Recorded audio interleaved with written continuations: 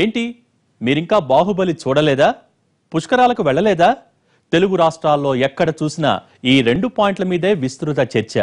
ఏ ఇద్దరు ముగ్గురు కలిసినా వీటిపైనే ఆరా. టీ కొట్టు నుంచి కార్పొరేట్ ఆఫీస్ దాకా, కూరగాయల బండి నుంచి బడా మాల్స్ వరకు ఎక్కడ చూసినా వీటిపైనే చర్చ. ఈ 2 అంశాల్లో అంతలా ఇన్వాల్వ్ అయిపోయారు పబ్లిక్.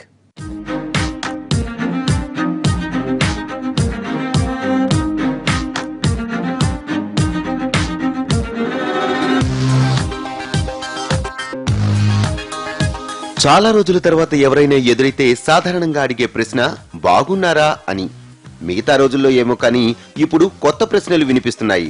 అవి బాహుబలి సినిమా గురించి లేదా పుష్కర స్నానం గురించే. ఏ ఇద్దరు కలిసినా బాహుబలి చూసావా, పుష్కరాలకు వెళ్లేవా, ఇవే ప్రశ్నలు.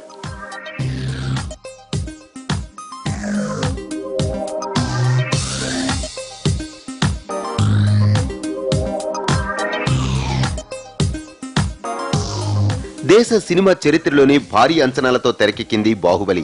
ఆ సినిమా సృష్టిస్తున్న సంచలనాలు అన్నీ ఇన్ని కావు. థియేటర్లకు ప్రేక్షకులు పోటెత్తుతున్నారు. 2 వారాలు కావస్తున్న థియేటర్ల దగ్గర క్యూలు అలానే కనిపిస్తున్నాయి.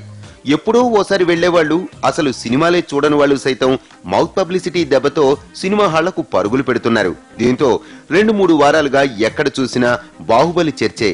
స్నేహితులతో, సహోద్యోగులతో కనిపించగానే బాహుబలి చూసావా అన్న ప్రశ్న, ఇంకా చూడలేదా అంటూ ఆరాలు.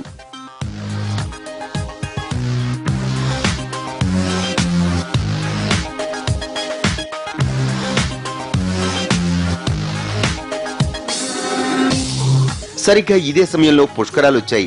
బాహుబలి రిలీజ్ అయిన 4 రోజులకు పుష్కరాలు మొదలవడంతో తెలుగు రాష్ట్రాల్లో ఇది పెద్ద టాపిక్ అయిపోయింది. పుష్కర స్నానం చేస్తున్న భక్తుల సంఖ్య లక్షలు, కోట్లు దాటింది. ఇప్పటికీ పుష్కర ఘాట్లు యాత్రికులతో కిటకిటలాడుతూనే ఉన్నాయి. సాధారణ ఉద్యోగుల దగ్గర నుంచి ప్రభుత్వ పెద్దల వరకు పుష్కర స్నానాలతో పునీతులవుతున్నారు. పుష్కరాలకు వచ్చే భక్తుల సంఖ్య రాష్ట్ర జనాభాను మించిపోతోంది. తెలుగు రాష్ట్రాల ప్రజలే కాదు, పొరుగు రాష్ట్రాల నుంచి భక్తులు తరలి వస్తున్నారు.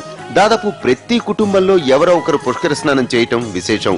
పుష్కరాలకు వెళ్లలేకపోతే ఏదో తప్పు చేశామన్న భావన కలుగుతోంది. దీంతో తెలుగు రాష్ట్రాల్లో ఎక్కడ చూసినా పుష్కరాల గురించే చర్చ.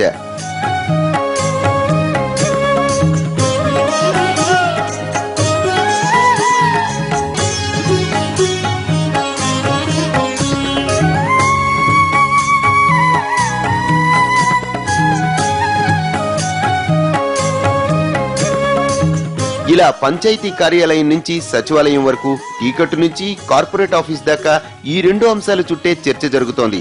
వెళ్ళొచ్చిన వాళ్లు తమకు ఎదురైన అనుభవాలను పంచుకుంటున్నారు.